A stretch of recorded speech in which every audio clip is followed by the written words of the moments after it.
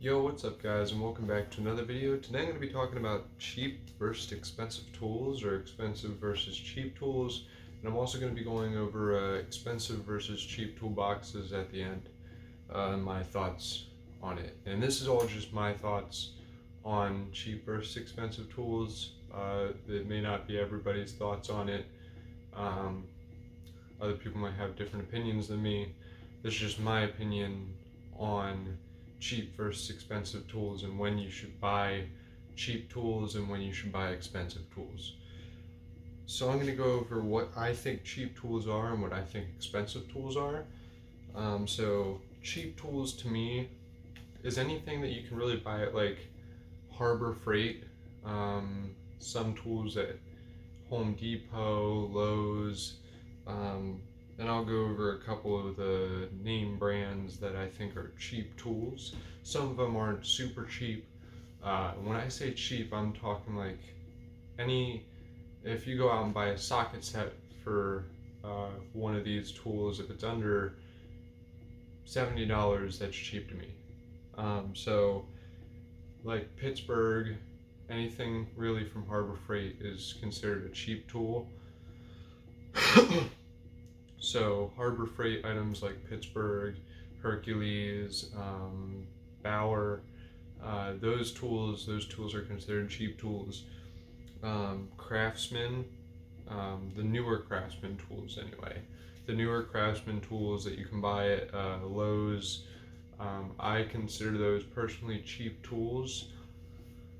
They're all made over in China. They all break pretty easily.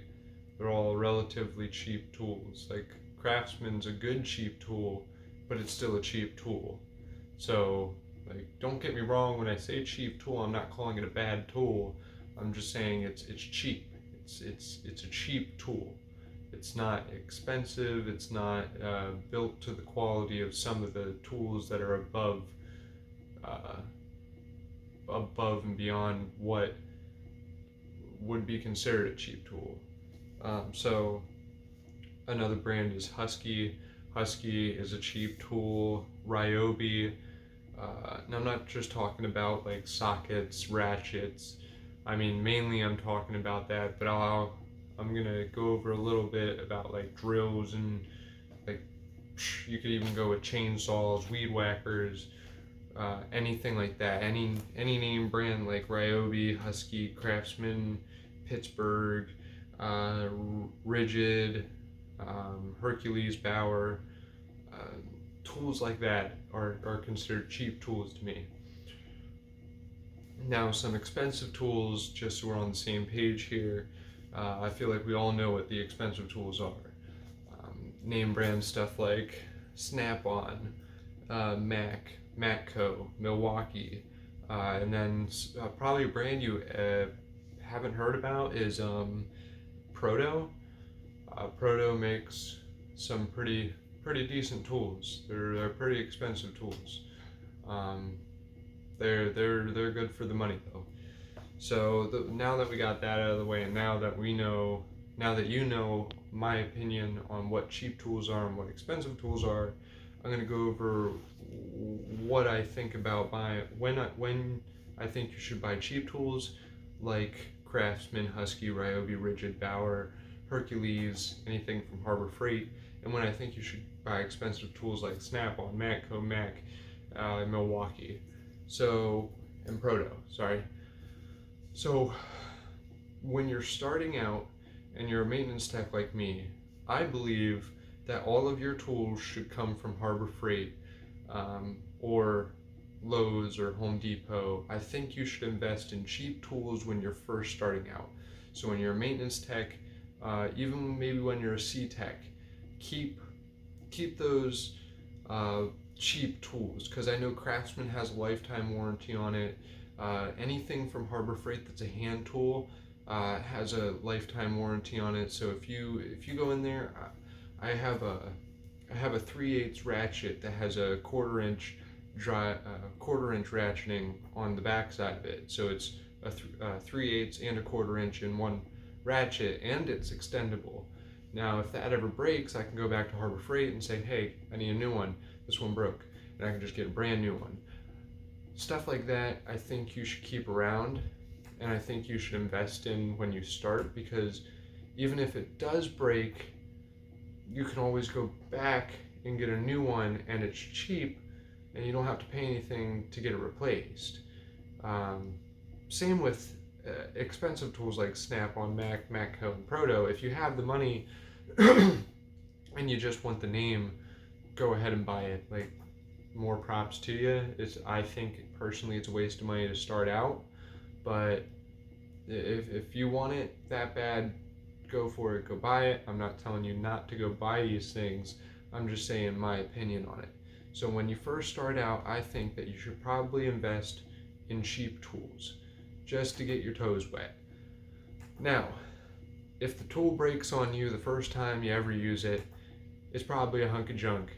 Don't go buy another one, because it's probably going to break on you again. That's when I think you should step up and maybe go and go onto the truck and be like, hey, like, I need this, and get it off a truck, or go and get it off Milwaukee or Proto.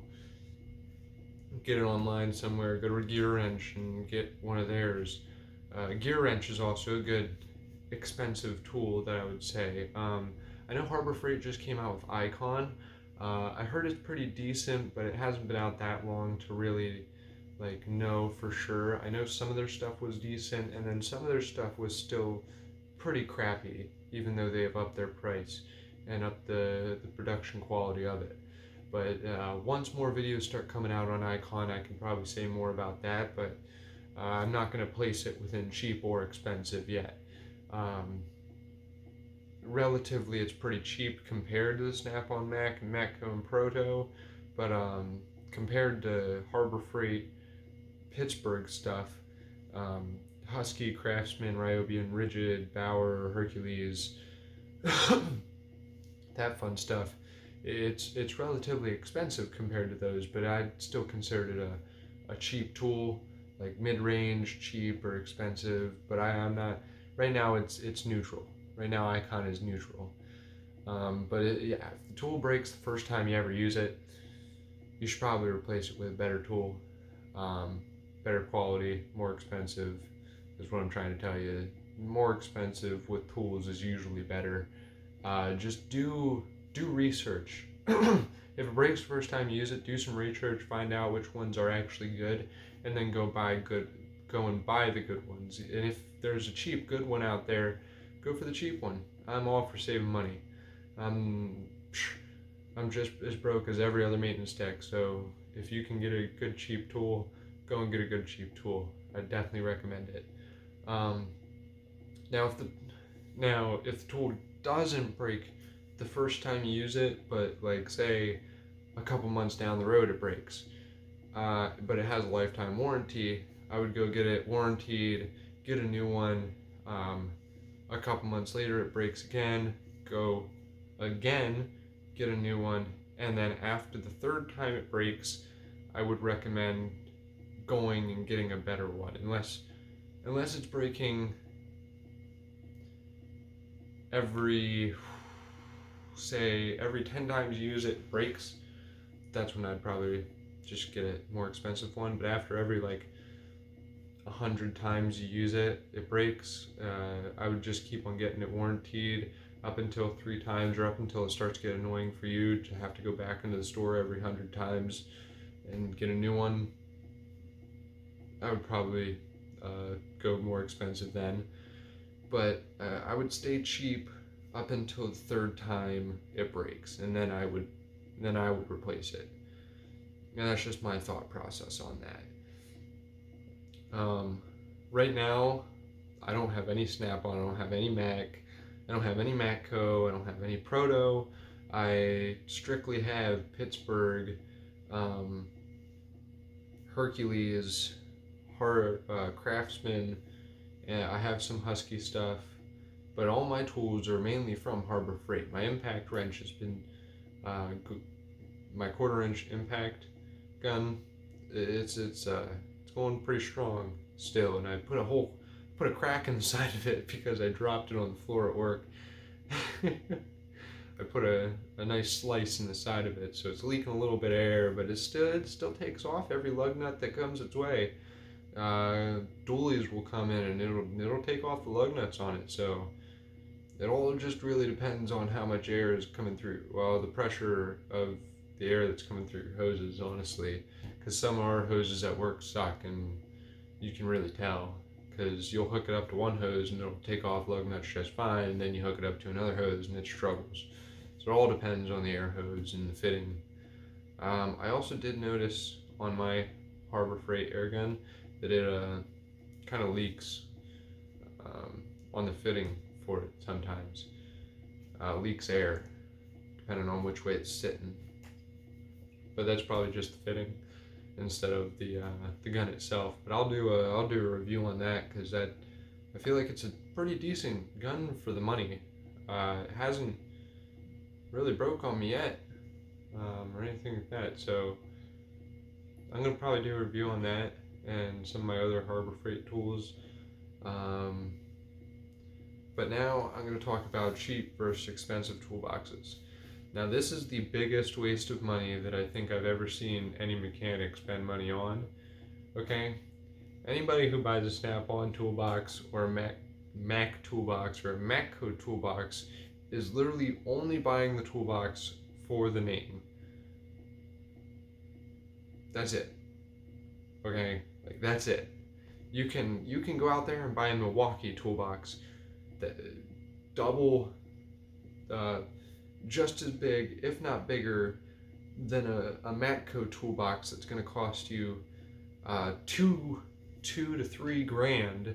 All right, $2 to $3 grand, and you can go out and buy a Milwaukee toolbox that's 2 times bigger than that for $800. Are you kidding me? Like, why are you going for that Matco? Well, just go buy that Milwaukee box for $800, and that's going to be more than enough storage for you. Because our B-Tech, our lead B-Tech, has this Milwaukee toolbox, and it has all the features and more than this Matco toolbox that our other tech has that probably costs him about $2 grand. It has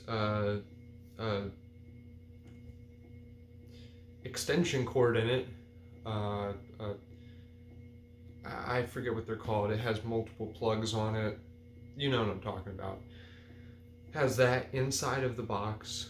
The drawers have a piston on the back to where you actually can't slam the drawers.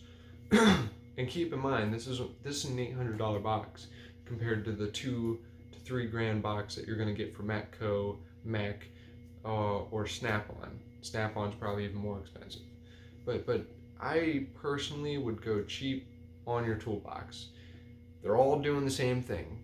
They're just holding tools. Why do you need an expensive toolbox? The world may never know. You're just trying to flex on all the other techs in your shop. Congratulations, you wasted so much money on an expensive toolbox. And some people may argue and be like, oh yeah, these are the best toolboxes in the world. Like, what are you, like, as soon as you buy it and as soon as it comes in the shop, it decreases, and the resale value of it drops tremendously. Nobody's going to buy your Snap-on toolbox that you paid $6 grand for. No one's going to buy that for $6 grand, even if it just came off the freaking truck.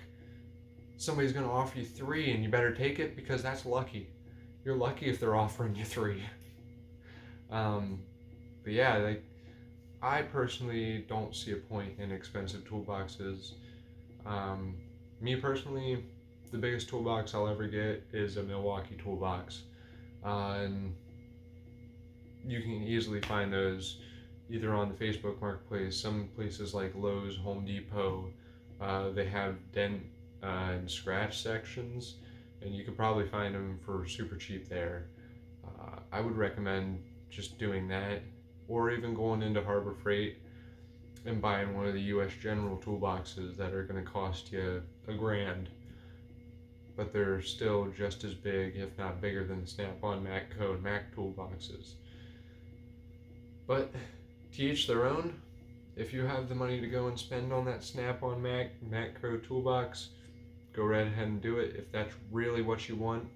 But if you're looking for just a solid place to store your tools. Go cheap on your toolbox. There's no need to go expensive. Personally, I don't think so. It's just a big waste of money to me. And I think newer techs are finally are realizing that. I know a lot of older techs, like, that was the thing to go for, was Matco, Snap-on. Like, those were super hyped up tools. Like, yeah, if you don't have these, you're not a real tech. Like, no, man. Like, get yourself a Milwaukee box. Get yourself a Husky box. Get yourself a U.S. General box. Our master technician in our shop has, I think, the $500 U.S. General box, and he's worked out of that for the past many years now. Before that, he had a Waterloo box, and now that's his box that's off in the corner, not even his main box anymore. But he's working out of a U.S. General box, so just, geez, if you don't want to take it from me, take it from somebody who's been doing this for 30 plus years. Like, I think he knows what he's doing, and if he's not going for a Snap-on Matco or Mac box, then what's the real point of doing it? It's just gonna put you in more debt than you already are. Those are my thoughts on cheap versus expensive tools and toolboxes. Sorry about the rant at the end. That's just my opinions on that. If you enjoyed the video, if you found it helpful, leave a like. If you want to know more about Firestone, tools, cars, that's what this channel has come to at this point. Don't mind those older videos of Minecraft or those live streams of Minecraft. This is what this channel is about now, is tools, cars, Firestone. So if you guys want to know more about that, feel free to subscribe and hit the bell, I guess, because that's a thing that's important now. If you hit the bell, it just notifies you whenever I put out a video, because I don't really have a schedule. If you are newly subscribed to my channel and have been watching the past 4 videos, you notice that they don't really seem to have a schedule going on. It's because I don't have a schedule. I upload when I want, because I got a job.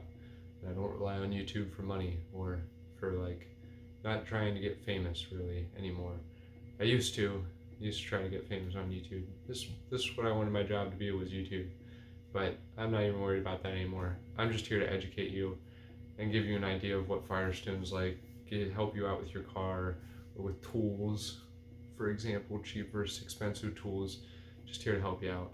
So if you want help with tools, want to know more about Firestone or cars, subscribe. Thank you guys, and peace.